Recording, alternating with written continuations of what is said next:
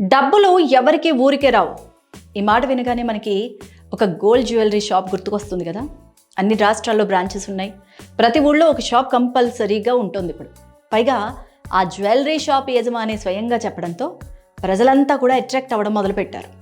నమ్మకానికి మారు పేరు మా లలిత జ్యువెలరీ అంటూ చాలామంది ప్రజలు తండోపతండాలుగా వెళ్ళి బంగారపు వస్తువులు కొనుక్కుంటూనే ఉన్నారు. ఎందుకంటే నమ్మకానికి ఓ భరోసాగా. మనం బంగారం అనేది అస్తమానం కొనుక్కునే వస్తువు కాదు. డబ్బులు కొంచెం కొంచెం కూడబెట్టుకొని ఎంతో కష్టపడి బంగారం కొనడం అనేది ఒక కళ. ప్రతి ఒక్కరూ ఈ కళని నిజం చేసుకోవాలని చాలా కాలం వెయిట్ చేస్తూ ఉంటారు. ఈరోజు ఈ బంగారు గాజులు వేసుకోవాలనుంది, లేదంటే బంగారపు గొలుసు కొనుక్కోవాలనుంది అంటే నేను ఎంతకాలం ఎంత డబ్బులు కూడబెట్టుకోవాలి అని ముందు నుంచి ఆలోచనలు చేసుకొని, ఈ ఆలోచనలన్నీ దాదాపుగా కొన్ని నెలల పాటు చేసుకొని కూడబెట్టుకొని డబ్బులు నమ్మకమైన షాప్లో మన ప్రతి పైసాకి బంగారం ఖచ్చితంగా క్వాలిటీ ఉండేలా, నాణ్యత విషయంలో రాజీ పడకుండా ఉండేలాగా మనం కొనుగోలు చేస్తూ ఉంటాం. అయితే ఇక్కడే ఒక కస్టమర్కి ఒక అనూహ్యమైన సంఘటన చోటు చేసుకుంది. ఇంతకుముందు మనం ఎప్పుడు వినుండడం.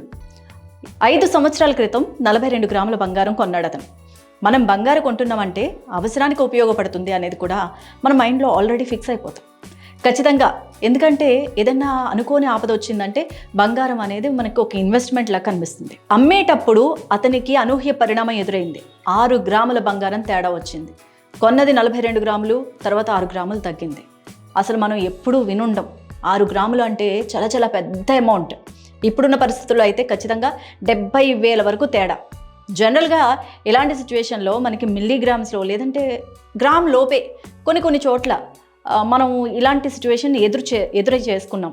కానీ వాళ్ళు కూడా ఏంటంటే ఇది ఎందుకు తగ్గింది అంటే ఏదో కారణాలు చెప్తూ ఉంటారు. డస్ట్ వచ్చిందని, అదని, ఇదని, ఏదో కాంప్రమైజ్ అయిపోతాం. కానీ ఏకంగా 6 గ్రాముల బంగారం తగ్గిపోవడం అంటే మనం ఎప్పుడైనా విన్నామా, చూసామా? ఇది మోసం అనుకోవాలా, లేదంటే ప్రజల్ని మభ్యపెట్టడం అనుకోవాలా? మరి ఇలాంటి సిచ్యువేషన్ ఎదురైనప్పుడు ఆ బాధితుడు ఎవరి దగ్గరికి వెళ్ళి కంప్లైంట్ చేయాలి?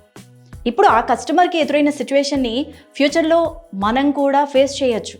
మరి అప్పుడు ఏం చేయాలి? ఎవరిని ఆశ్రయించాలి? మనకు ఖచ్చితంగా న్యాయం జరుగుతుందా అనేది ప్రస్తుత రోజుల్లో చెప్పలేని పరిస్థితి.